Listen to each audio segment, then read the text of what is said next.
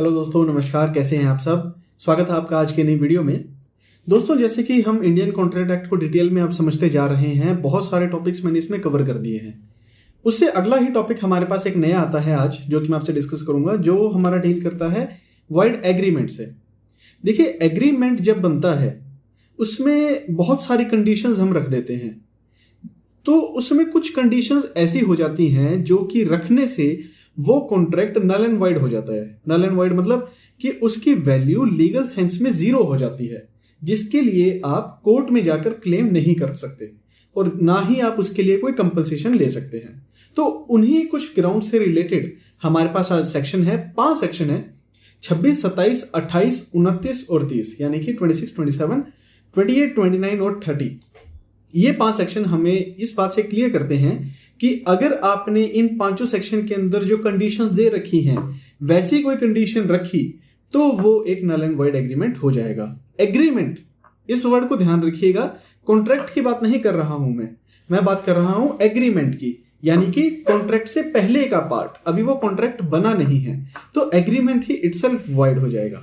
तो चलिए, सबसे पहला सेक्शन आज हम डील करते हैं, सेक्शन नंबर 26।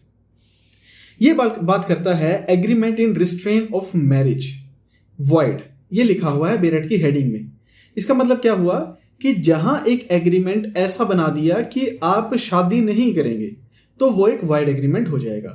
एक एग्जांपल से समझते हैं कि मान लीजिए कल आपको कोई एक फ्रेंड आपका आके कहता है कि मिस्टर ए, आप शादी मत करना, मुझसे 2 लाख रुपए ले लो।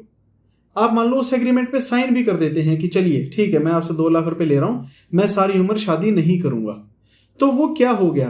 वो एग्रीमेंट वॉइड है, क्योंकि आप किसी को एक मैरिज करने के लिए रोक नहीं सकते। लेकिन इसके एक्सेप्शन है जो कि हमें इस बात से क्लियर करती है कि अगर कोई माइनर है उसको आप रेस्ट्रेन कर सकते हैं। देखिए, क्योंकि माइनर के लिए भी हमारे लॉ हैं, वो भी हमें कहते हैं क्लियरली कि 18 साल से नीचे का बच्चा शादी नहीं कर सकता, उसकी शादी नल एंड वॉइड होगी। ये हुआ हमारा सबसे पहला सेक्शन, सेक्शन नंबर 26। अब हम आते हैं अगले सेक्शन पर, section number 27, agreement in restraint of trade void. ये हेडिंग है, इसकी एक बार बेरेट पढ़ेंगे हम इसको।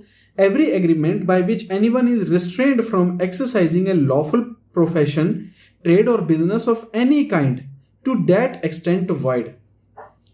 ये सेक्शन जो है ये थोड़ा सा आपको समझना पड़ेगा, थोड़ा सा डिटेल है इसमें, थोड़ी सी टेक्निकलिटीज हैं। जैसे कि एक मान लीजिए कंपनी ने एग्रीमेंट किया किसी पर्सन के साथ कि आप ये बिजनेस नहीं करेंगे। आप एक पर्सन के साथ एग्रीमेंट करते हैं कि मिस्टर ए, आप ये बिजनेस कभी भी नहीं करेंगे जिंदगी में, आप कपड़े का व्यापार नहीं कर सकते। आपने एक इंसान के साथ एग्रीमेंट कर लिया, वो क्या हो गया?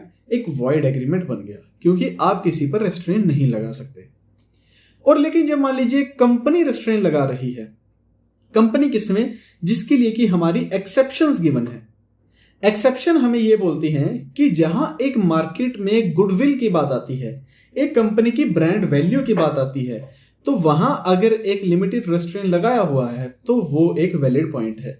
जैसे कि एक KFC है, मान लीजिए KFC का एक फ्रेंचाइजी है, आपने KFC की फ्रेंचाइजी ली।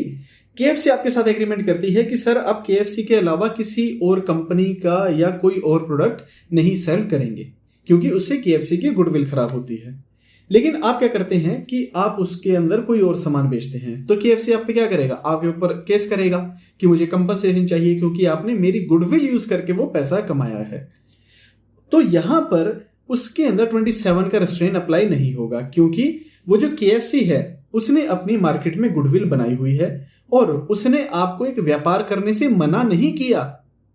इस बात को ध्यान रखिएगा, उन्होंने आपको दूसरा सामान बेचने से मना नहीं किया। बेचना है बेच लो, KFC की फ्रेंचाइजी छोड़ दो, फिर बेच लो आप, कोई मना ही नहीं है। लेकिन KFC की फ्रेंचाइजी रख के आप उसका सामान दूसरा नहीं कोई बेच सकते, या लगा लीजिए मैकडॉनल्ड्स का बर्गर हो गया, कोई और चीज हो गई, तो वो चीजें आप वहां पर नहीं कर सकते।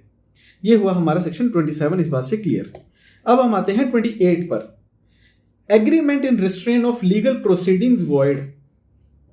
ये बहुत ही अच्छा सेक्शन है, इंटरेस्टिंग सेक्शन है। आपने कई बार देखा होगा कि एक कंपनी, आप जब एक एग्रीमेंट कर लेते हैं, एक प्रोडक्ट ले लेते हैं, तो कंपनी एक एग्रीमेंट के अंदर नीचे क्लॉज रखती है सबसे लास्ट में कि अगर कोई भी डिस्प्यूट आएगा वो दिल्ली की ज्यूरिसडिक्शन के अंदर होगा। या बॉम्बे की जुरिस्डिक्शन के अंदर होगा या कोई और जुरिस्डिक्शन जो भी उन्होंने मेंशन की होगी। तो इसमें क्या होता है कि अगर कंपनी यहां पर आपको मेंशन करती है कि आप लीगल प्रोसीडिंग टोटली वॉइड है, यानी कि आप लीगल प्रोसीडिंग में जा ही नहीं सकते, टोटल रिस्ट्रेन है, तो वो एग्रीमेंट वॉइड होगा। एक बार बेरेट की रीडिंग लेंगे अब इसको समझने के लिए। Every agreement by which any party thereto is restricted absolutely को अंडरलाइन कर लें, from enforcing his right under और in respect of any contract by the usual legal proceeding in the ordinary tribunal, or which limits the time within which he may thus enforce his rights, is void to the extent। अब ये section हमें इस बात से करता है कि अगर आपने restricted absolutely है, यानी कि total restrain है।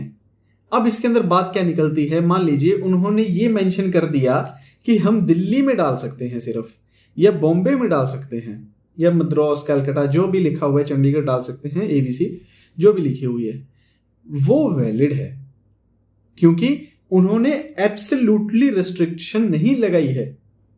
एब्सोल्युटली रेस्ट्रिक्शंस का मतलब क्या हुआ कि आपके साथ कोई भी बातचीत हो, आप केस कर ही नहीं सकते सर या मैम, जो भी हैं, आप केस कर ही नहीं सकते। तो वो क्या हो गया, वो 28 की वायलेशन हो गई। लेकिन अब इसकी एक्सेप्शन भी है। एक्सेप्शन क्या कहती है कि जहां पे आपने टोटली रेस्ट्रेन तो लगा दिया, लेकिन आपने ये बोल दिया कि हम आर्बिट्रेशन में चले जाएंगे। आर्बिट्रेशन का मतलब कि हम मीडिएशन में चले जाएंगे, सेटलमेंट करेंगे, वो वैलिड है। उसके लिए हमारी क्लियर करती है एक्सप्लेनेशन 1। एक्सप्लेनेशन 1 हमें इस बात से क्लियर कर देती है। ठीक है, अब हम आते हैं दूसरी एक्सप्लेनेशन पर, और दूसरी एक्सप्लेनेशन हमें इस बात से क्लियर करती है कि जहां पहले आपने एग्रीमेंट में कुछ भी ऐसी चीजें मेंशन नहीं की थी कि रेस्ट्रेन कैसे लगाएंगे, क्या होगा, कहां कोर्ट में जाएंगे, वगैरह वगैरह, बाद में आप एग्रीमेंट कर लेते हैं उस बात से रिलेटेड, उस बात को रखते हुए कि अब जो हमारा डिस्प्यूट आया है, हम एग्री करते हैं कि हम आर्बिट्रेशन में जाएंगे, हम एग्री करते हैं कि अब हम दिल्ली ही करेंगे भाई अपना सूट, वो वैलिड है, वो एक्सेप्शन नंबर 2। अब आती है एक्सेप्शन नंबर 3। ये एक अलग एक्सेप्शन है। इसके लिए हमारे पास एक केस है, नेशनल इंश्योरेंस वर्सेस सुजीर गणेश नायक का है, 1997 सुप्रीम कोर्ट का। इसमें बेसिकली क्या आया था, एक केस हुआ जिसमें कि ये लगाया गया कि जो इंश्योरेंस का क्लॉज था उसमें उन्होंने ये लिख दिया कि अगर आपका कोई भी लॉस है, कोई भी डिस्प्यूट है, 12 महीने के अंदर अगर आप ले आए, यानी कि 1 साल के अंदर अगर आप ले आए तो हम उसे कंसिडर करेंगे, उसके बाद का कोई भी क्लेम होगा हम कंसिडर नहीं करेंगे। तो सुप्रीम कोर्ट कहती है यहां से आपने एक तरीके से सेक्शन 28 की वायलेशन की है, क्योंकि आपने वहां पर एक रेस्ट्रेन लगाया है। तो रेस्ट्रेन लगाया है तो उसको आप ऐसे रेस्ट्रेन नहीं लगा सकते, बैंकिंग की जो लिमिटेशन है वो वहां से गलत है। और यहां से एक्सेप्शन नंबर 3 ऐड कर दी गई इसी बात से रिलेटेड, इसको क्लियर करने के लिए। तो चलिए यहां से हमारा 28 भी क्लियर होता है। अब हम आते हैं सेक्शन नंबर 29 पर। सेक्शन नंबर 29 बोलता है एग्रीमेंट वॉइड फॉर अनसर्टेनिटी। बेरेट की रीडिंग ले लेते हैं। Agreement the meaning of which is not certain और capable of being made certain are void. कहने का मतलब जहां एक एग्रीमेंट ऐसा हुआ जहां आपने दूसरी पार्टी को एक एग्रीमेंट कर लिए कि चलो यार मेरा घोड़ा ले लो, भाई कौन सा घोड़ा ले लें, सफेद रंग का, काले रंग का, छोटा बड़ा, कौन सा, ये तो क्लियर ही नहीं करा आपने, तो फिर कैसे घोड़ा ले लें? आपके पास तो तबेला है, 50 घोड़े खड़े हैं यहां पर, कौन सा लें? कोई मेंशन नहीं है, कोई क्लैरिफिकेशन नहीं है, कुछ भी डिटेलिंग नहीं है, तो वो एक वॉइड एग्रीमेंट होगा। क्या बोलता है? एग्रीमेंट वॉइड ऑफ अनसर्टेनिटी, मतलब आपने सर्टेन तो किया ही नहीं, स्पेसिफाई किया नहीं, ठीक है, तो वो एक अनसर्टेन एग्रीमेंट हो जाएगा। अब हम आते हैं अपने लास्ट सेक्शन पर, सेक्शन नंबर 30 पर। Agreement by way of wager void. ये सेक्शन हमें इस बात से क्लियर कर देता है लास्ट में कि जहां आपने एक एग्रीमेंट ऐसा बना लिया जो कि एक वेजरिंग एग्रीमेंट है, यानी कि सट्टा बाजारी है, यानी कि एक हैपनिंग पर है एक इवेंट की, तो वो एक एग्रीमेंट वॉइड होगा। तो कहने का मतलब यहां पर क्या है, मान लीजिए आपने एक एग्रीमेंट किया कि अगर बारिश हुई तो मैं 500 रुपये दूंगा, वॉइड हो गया सेक्शन नंबर 30 के लिए। 30 में एग्रीमेंट किया, अगर आपने ऐसा काम किया तो मैं आपको 500 रुपये दूंगा, वॉइड हो गया। अगर आपने एक इंसान को गोली मार दी, 1 लाख रुपए दूंगा, वॉइड हो गया। और वो वॉइड के साथ साथ वो इलीगल भी हो गया। इस बात का भी ध्यान रखना, वॉइड तो चलो है, लेकिन कुछ एग्रीमेंट ऐसे हो जाते हैं जो कि इलीगल हैं।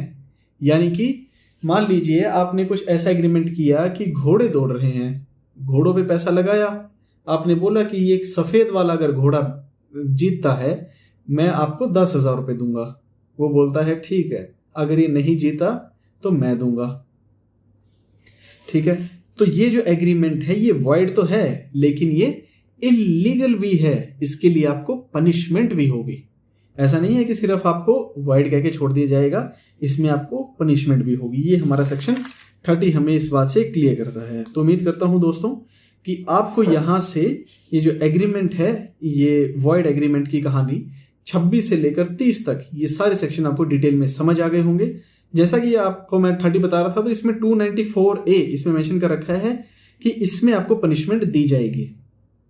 ठीक है, तो यहां से हमारे सेक्शन ये पांचों के पांचों कंप्लीट होते हैं। उम्मीद करता हूं कि आपने इसके नोट्स प्रॉपर बना लिए होंगे, जो कि मैंने आपको डिक्टेट भी किया है थोड़ा बहुत, और जो समझाया है वो आपको समझ आ गया होगा। वीडियो पसंद आई है फ्रेंड्स तो इसे लाइक जरूर कर दीजिएगा और इस चैनल को सब्सक्राइब जरूर कर लीजिएगा। कपिल सिंगला को मेरा अपना चैनल है, आप सभी के लिए बनाया हुआ है, आप सभी को नॉलेज देने के लिए। कोई फीस चार्ज नहीं होती, कुछ नहीं होता, फ्री की नॉलेज है। सिर्फ आपको सब्सक्राइब करना है और वीडियोस को देखना है।